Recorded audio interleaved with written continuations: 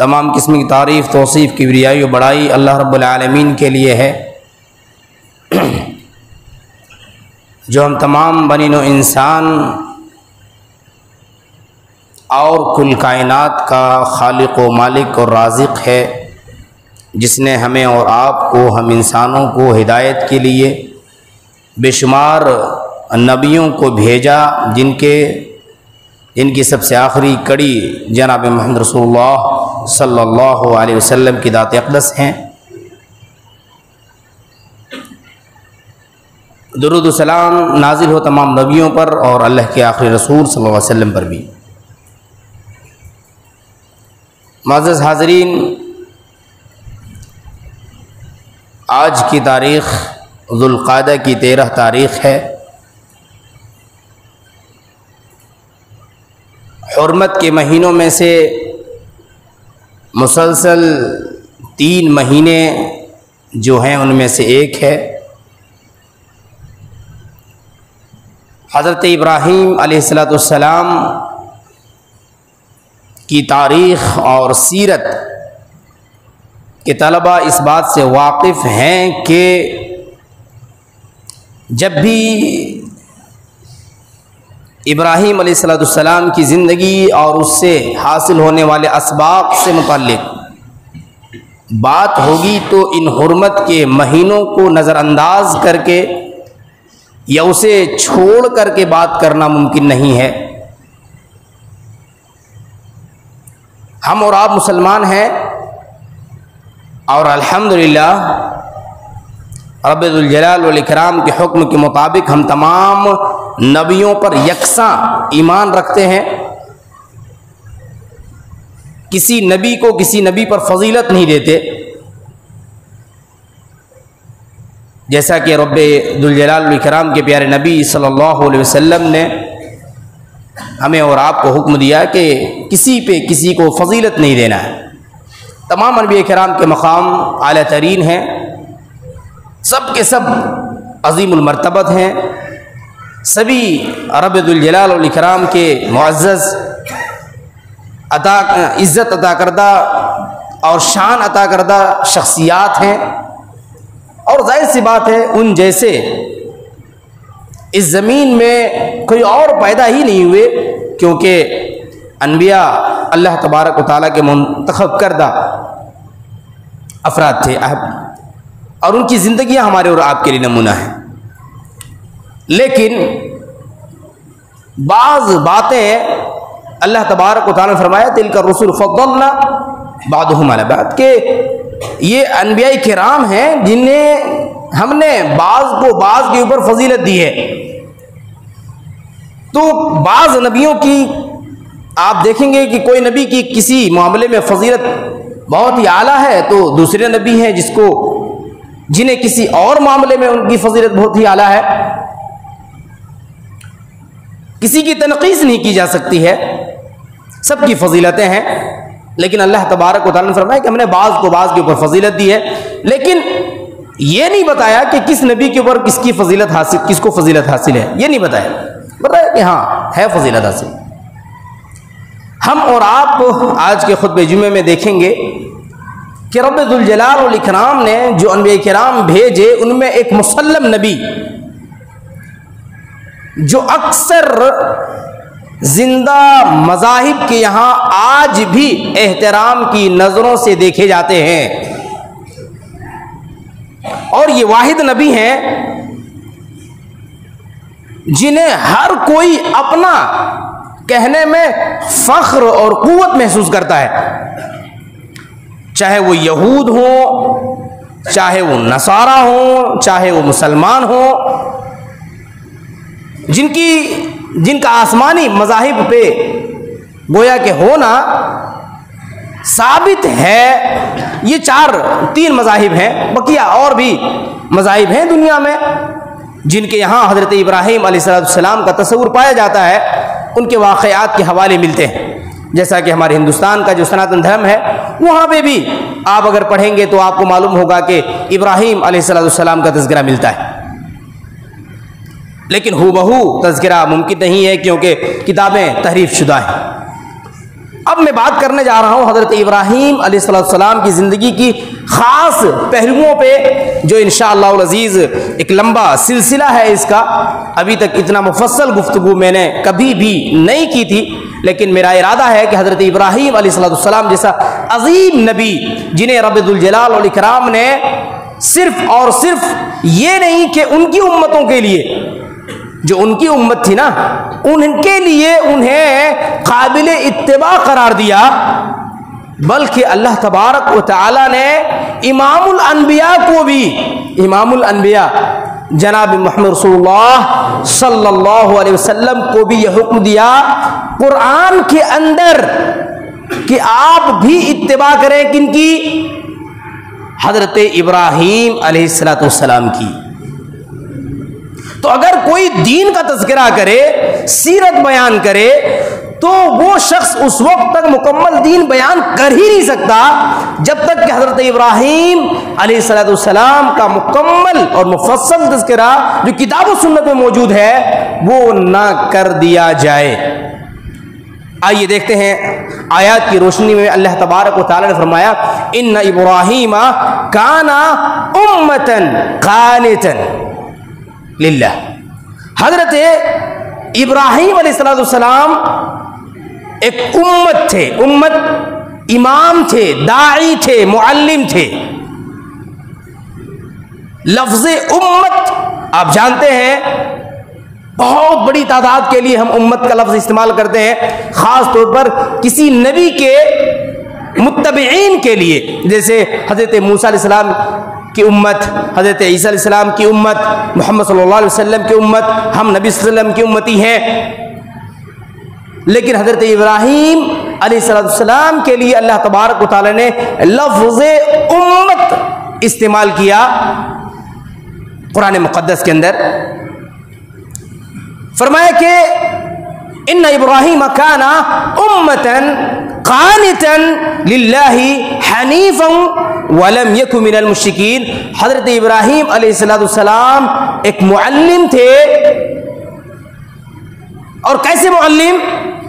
कानितन लिल्लाह, अल्लाह तबारक व तआला की तरफ यकसू, यानी उन्हें दुनिया की किसी चीज से कोई गर्ज व गायत नहीं थी, उन्हें किसी और से कोई चीज, किसी भी शय से कोई लेना देना नहीं था। अल्लाह के आगे उन्होंने किसी चीज को जर्रा बराबर भी अहमियत नहीं दी। अल्लाह के हुकूक पे किसी भी शय के हक को मुकद्दम कभी भी नहीं रखा, जर्रा बराबर भी नहीं रखा। फरमाया हनीफन वलम यकु मिनल मुश्रिकीन, और वो मुश्रिकीन में से नहीं थे। यहां पे रद है यहूदियों का, क्योंकि यहूद कहते हैं इब्राहीम के मुत्तबे हम हैं और इब्राहीम अलैहिस्सलाम हमारे हैं। ईसाइयों का रद है जो कहते हैं कि हम इब्राहीम अलैहिस्सलाम की मुत्तबे हैं और वो ईसाई थे। तो अल्लाह तबारक व तआला ने रद किया और फरमाया यहूद मुशरिक हैं, ईसाई भी मुशरिक हैं, और हजरत इब्राहीम अलैहिस्सलाम मुशरिक नहीं थे, लिहाजा वो यहूदी नहीं हो सकते, वो नसरानी नहीं हो सकते, वो मुशरिक नहीं थे। अल्लाह तबारक व तआला ने वाज़ेह फरमाया शाकिरन लिअनअमी, अल्लाह ने जो भी नेमतें कम या ज्यादा किसी भी मामले की, छोटी या बड़ी, पायदार या ना पायदार,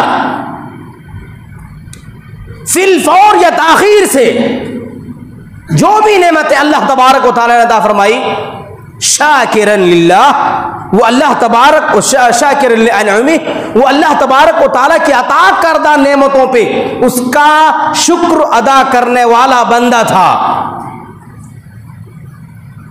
आज हम और आप देखिए, हम कहते हैं इब्राहीम अलैहिस्सलाम के मानने वाले, देखिए अजमत देखिए इब्राहीम अलैहिस्सलाम की। मैंने शुरुआत में एक जुमला अदा किया, आखिर में इन्हीं आयात के हवाले से बात आएगी।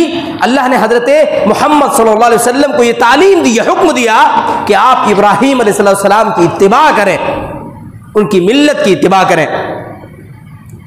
उनकी सिफत क्या थी, उनकी खूबी क्या थी, उनकी शान क्या थी, अब देखते हैं शाकिर लिअनअमी, अल्लाह ने जो भी नेमतें उन्हें अता फरमाई थी वो अल्लाह तबारक व तआला की उन नेमतों पे शुक्र बजा लाने वाले थे।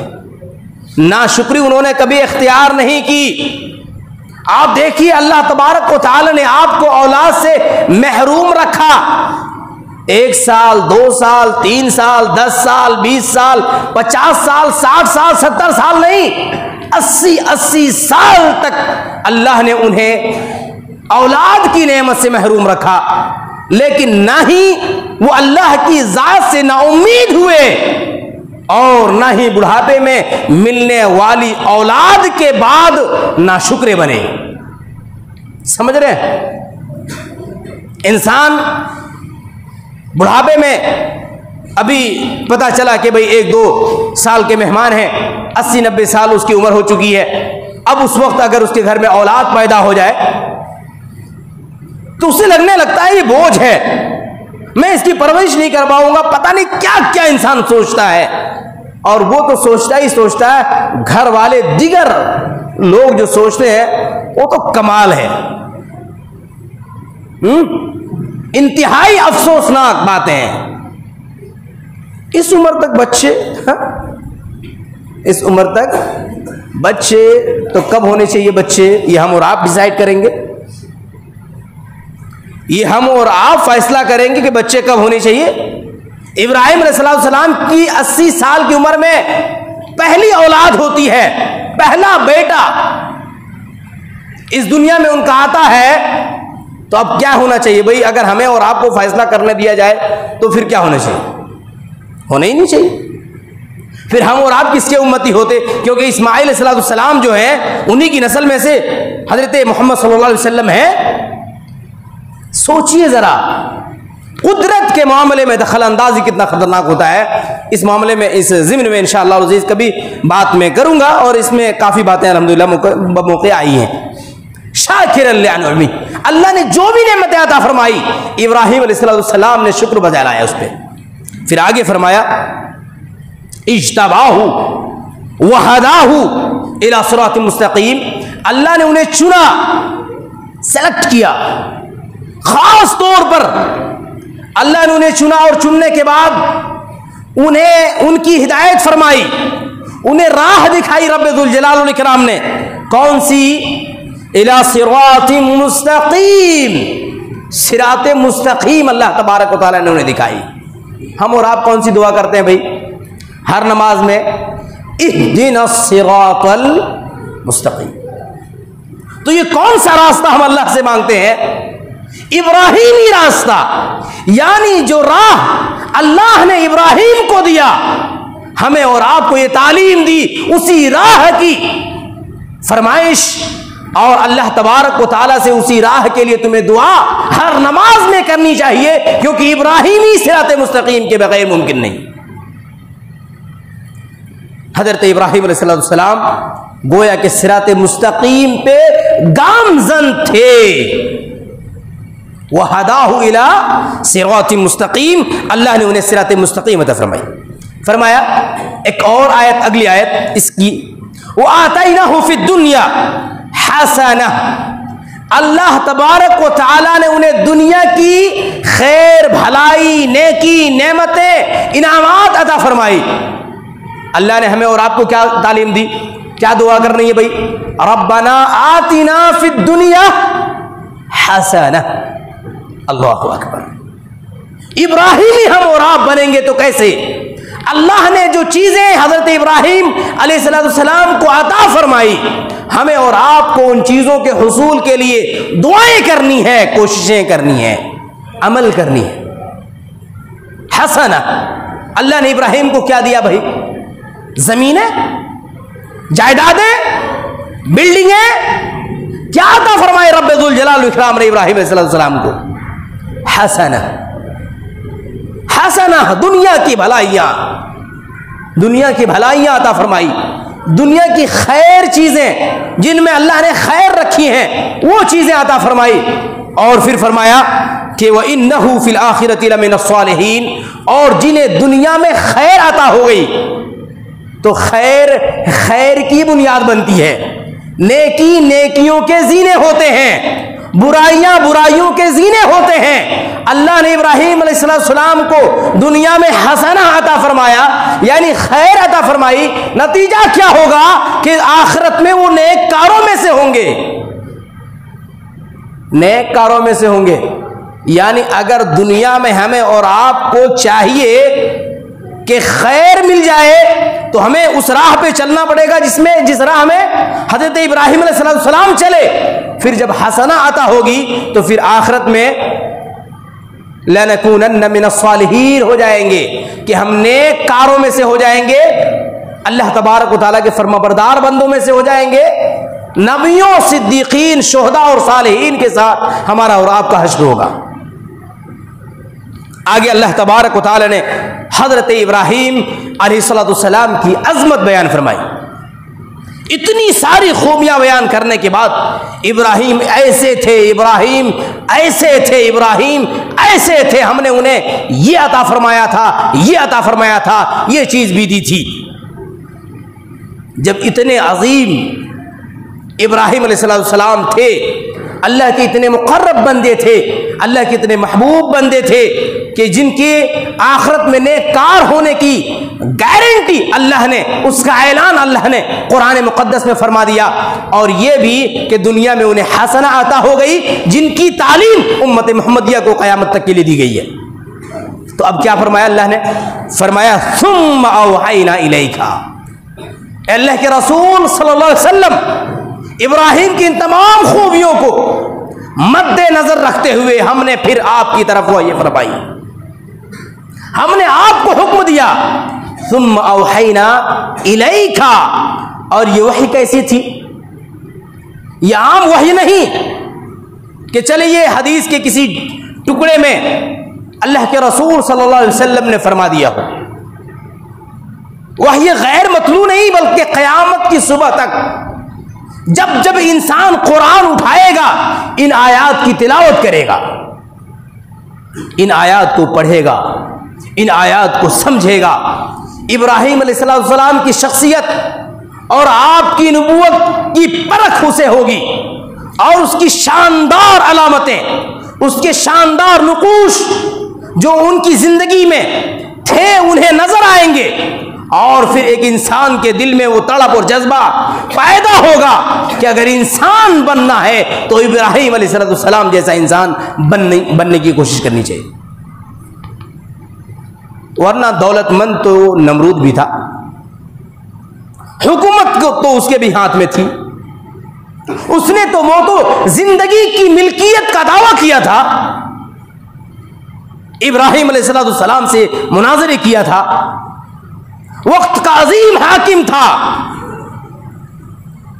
दुनिया की हर नेमत उसे मयस्सर थी, वो जो ख्वाहिश करता था उसके सामने मौजूद होती थी, जो वो चाहता था उसे मिलता था, लोग उसके सामने झुकते थे, दुनिया वालों को वो अपनी इबादत करने पे मजबूर करता था। लेकिन अजमत आज अगर हम बयान कर रहे हैं मिंबरे रसूल से, तो हजरत इब्राहिम अलैहिस्सलाम है। क्यों? क्योंकि वो तमाम चीजें जो रब को मंजूर है वो इब्राहिम अलैहिस्सलाम ने किए, वो तमाम अहकामात जो रब के थे उस पे उसकी बजा आवरी इब्राहिम अलैहिस्सलाम ने की। नमरूद ने अल्लाह की नाफरमानी की। आज हर इंसान जो साहिब ईमान है नमरूद पे लानतें भेजता है, उसकी आखिरत की नाकामी को बयान करता है मिंबर मेहराब से। आप कहोगे हम तो इतने बड़े नहीं हो सकते ना, हम तो इतने बड़े नहीं हो सकते कि मरने के बाद मिंबर पे हमारे तज़किरे हों। तो मैं गारंटी तो नहीं दे सकता, लेकिन नहीं हो सकते इसकी मैं तरदीद जरूर कर सकता हूं,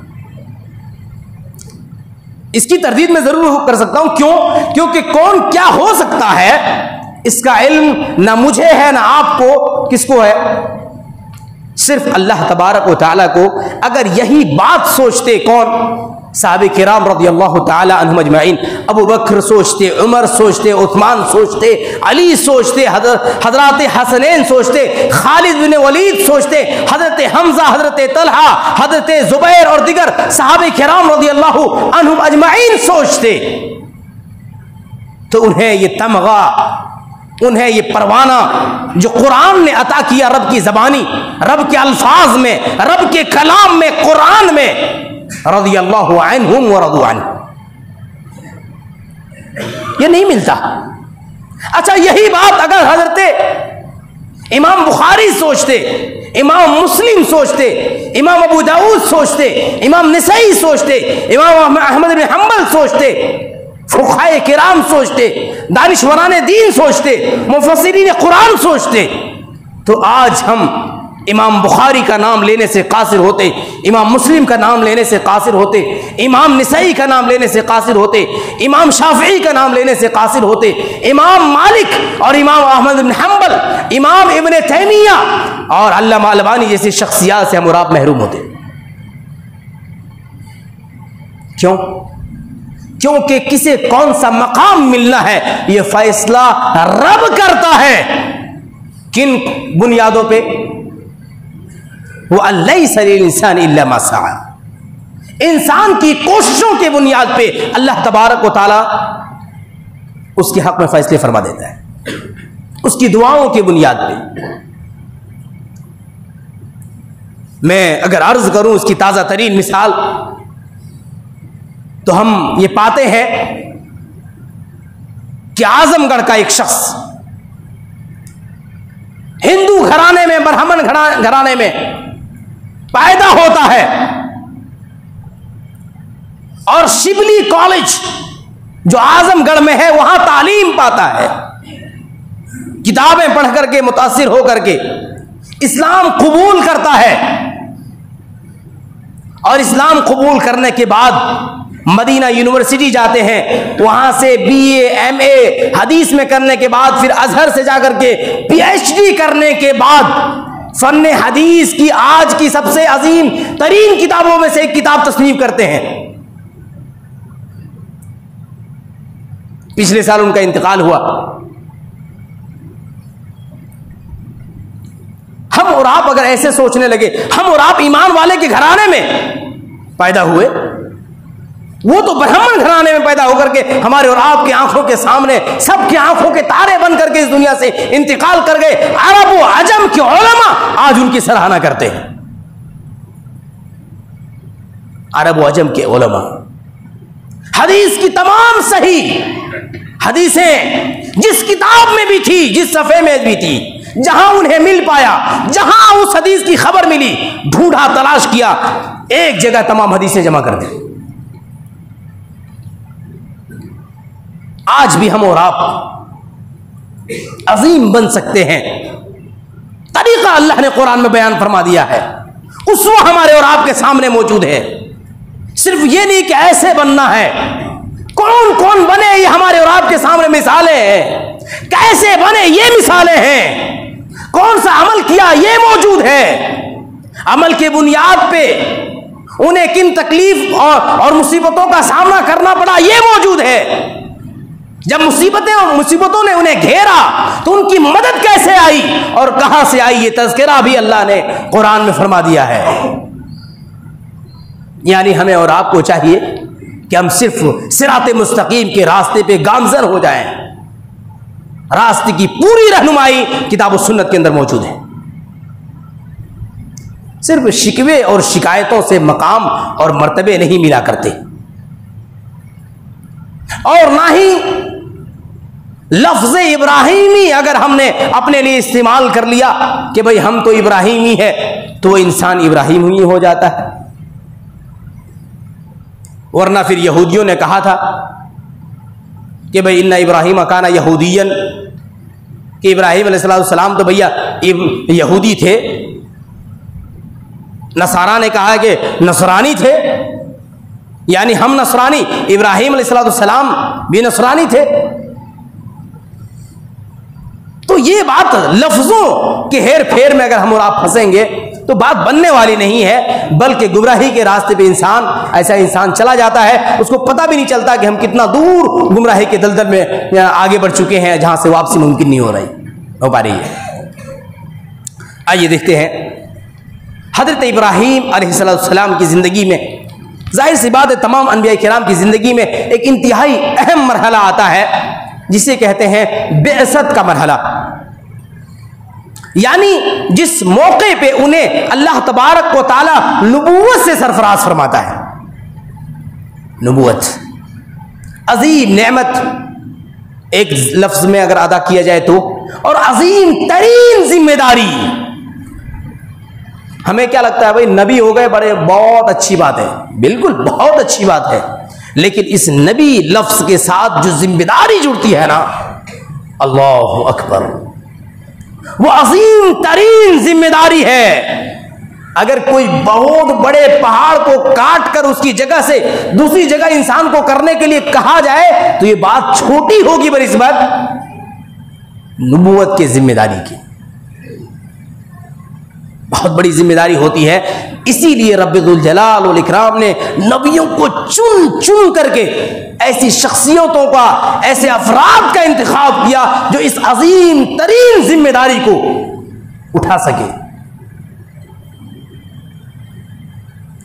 कुरान मुक़द्दस में अल्लाह तबारक व तआला ने फरमाया, वलौ अंज़लना हाज़ल कुरान अला जबलिन लरअयतहु खाशिअन मुतसद्दिअन मिन खश्यतिल्लाह।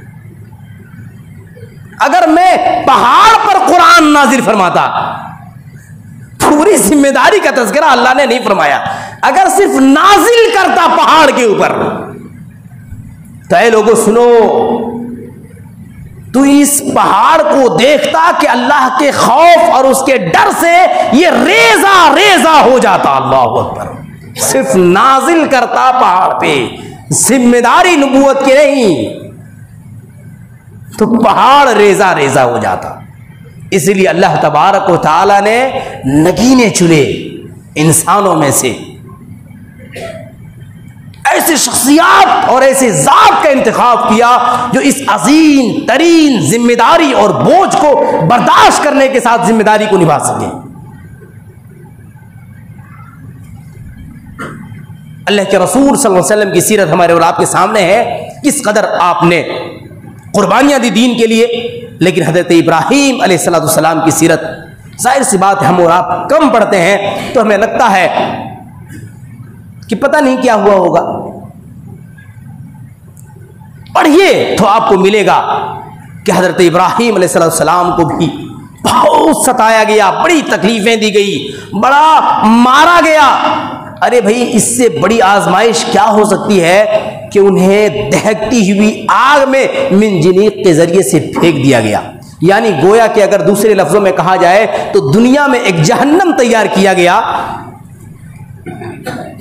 और उस जहन्नम के सजा के लिए सजा याफ्ता जिन्हें करार दिया गया, दुनिया के मुंसिफों ने जो जालिमाना फैसला किया वो ये था कि इब्राहीम इस सजा का मुस्तहिक है। समझ रहे हैं? हजरत इब्राहीम अलैहिस्सलाम बेइज्जत कब हुई, ये जुमला जरा गौर कीजिएगा, बेइज्जत कब हुई। शायद इस नुक्ते पे आपने कभी गौर न किया हो या आपके सामने ये नुक्ता बयान ना हुआ हो। कुरान मुक़द्दस में अल्लाह तबारक व तआला ने हजरत इब्राहीम अलैहिस्सलाम की बेइज्जत के बारे में एक इशारा किया है फकत। क्या फरमाया? क़ालू समिअना फ़तन यज़कुरुहुम युक़ालु लहू इब्राहीम। क्या पता चला? जब मूर्तियां टूट गई, इंशाअल्लाह तज़किरे आएंगे, इंशाअल्लाह मुकम्मल सीरत इब्राहीम आपके सामने रखने का इरादा है, ये तो मुकद्दमा है। जब मूर्तियां टूट गई तो सवाल हुआ, भाई ये कैसा हुआ, कैसे हुआ, ये किसने किया, ये सवाल हुआ। तो लोगों ने कहा समिअना फ़तन यज़कुरुहुम युक़ालु लहू इब्राहीम, हमने इन मूर्तियों के बारे में बात करते हुए एक नौजवान को सुना था। अल्लाह अकबर। नौजवान को सुना था युकालु लहू इब्राहिम, जिनका नाम इब्राहिम है, जिन्हें लोग इब्राहिम के नाम से जानते हैं। अच्छा मालूम हुआ इब्राहिम अलैहिस्सलाम ने बचपने से जो कुछ किया वो किया। अल्लाह तबारक व तआला ने नबूवत की जिम्मेदारी जो उनके कांधे पे डाली वो अधेड़ उम्री या बुढ़ापे का नहीं था, बल्कि नौजवानी की उम्र था। नौजवानी की उम्र में अल्लाह तबारक व तआला ने उन्हें नबूवत की जिम्मेदारी से सरफराज फरमाया। आज हम और आप नौजवानी की उम्र में अपने हाथों पे क्या लेते हैं? हमारे और आपके हाथों पे इब्राहिम अलैहिस्सलाम के सामने उनके हाथों में जो डिग्री थी नौजवानी की उम्र में, वो नबूवत की जिम्मेदारी थी, नबूवत की डिग्री थी, नबूवत की सर्टिफिकेट अल्लाह ने उन्हें अता फरमाया था। आज हम जब 25 साल के होते हैं, 30 साल के होते हैं, तो हमारे और आपके हाथों में कौन सी सर्टिफिकेट होती है? यही ना, दुनियादारी में इन्होंने ग्रेजुएट कर लिया है, दुनियादारी में इन्होंने मास्टर डिग्री प्राप्त कर लिया, हासिल कर ली है, दुनियादारी में इन्होंने PhD कर लिया है। दिन में क्या किया है? दिन में क्या किया है? फजर नहीं मालूम, असर पता ही नहीं, जोहर कुछ खबर नहीं, इशा सोने में गुजरता होगा, फजर वो तो गफलत का वक्त है। ये नौजवानी की सर्टिफिकेट इब्राहिम अलैहिस्सलाम ने जो हासिल की वो नबूवत की थी, और नौजवानी में हम और आप जो सर्टिफिकेट हासिल करते हैं, बुजुर्गों से पूछो तो पता चलेगा। बेराह रवी, गैर जिम्मेदाराना हरकतें, पबजी, फ्री फायर, दूसरे वीडियो गेम्स, ये है हमारी अचीवमेंट, ये है हमारा और आपका हासिल, और है इब्राहिमी। कितना अफसोसनाक है ना। यानी गोया के एक सोने के बोतल में गंदगी भर के हम और आप रख रहे हैं।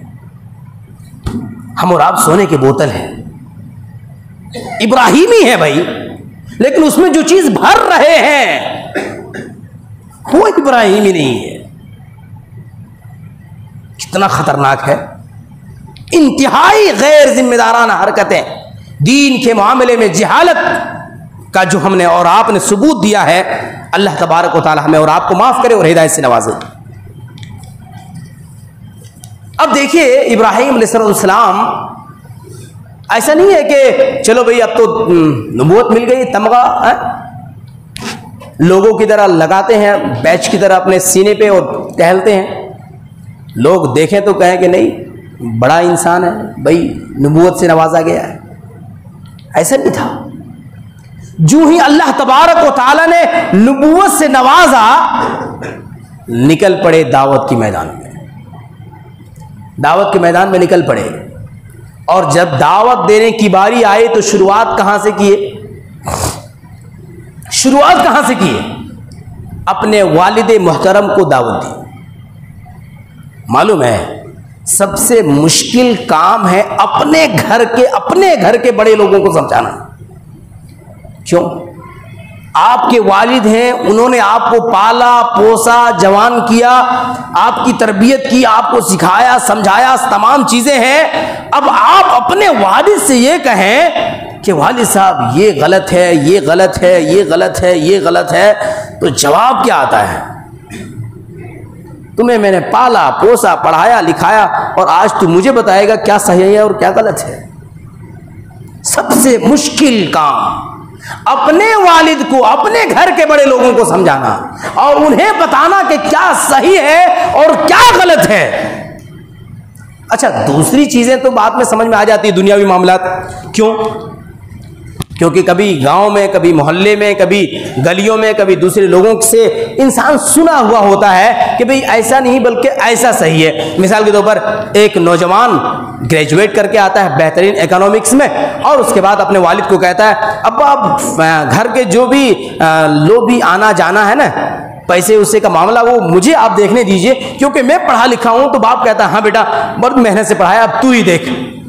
वो अकाउंट देखने लगता है। एग्रीकल्चर कोई पढ़ करके आया, खेती बाड़ी कैसे की जाती है, आपके दरमियान अगर कोई आए पढ़ करके और वो कहे कि अब्बा आपने अपने पुराने ट्रेडिशनली जो रिवायती खेती आपने की थी वो बहुत कर लिए, अब मैं पढ़ करके आया हूं यूनिवर्सिटी से, अब आप मुझे जरा करने दें, तो आप कहेंगे बिल्कुल आप कीजिए। लेकिन जब दीन का मामला आता है ना, फिर इंसान नहीं सुनता, क्योंकि दीन के मामले में समाज में एक इत्तेफाक पाया जाता है।